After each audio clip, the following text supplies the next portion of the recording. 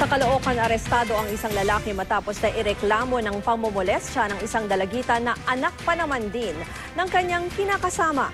Saksi si Chino Gaston. Sa loob mismo ng kanilang bahay sa Caloocan City, tila bangungot ang dinanas ng 11 taong gulang na si Monica. Di niya tunay na pangalan.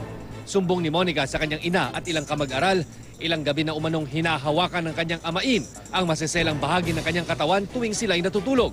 At wala raw takot na ginagawa ito ng sospek sa biktima kahit katabi nila ang kanyang ina.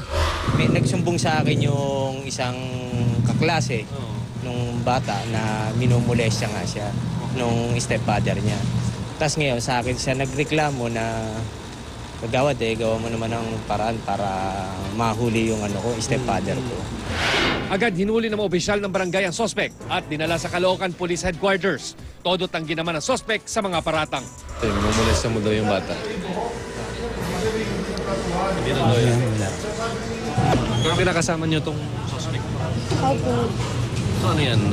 Papalisin niyo na ba? Ano bang... Kaalisin na po siya. Patuloy ang investigasyon ng pulisya sa sospek na nahaharap sa reklamong paglabag sa RA 7610 o Anti-Child Abuse Law.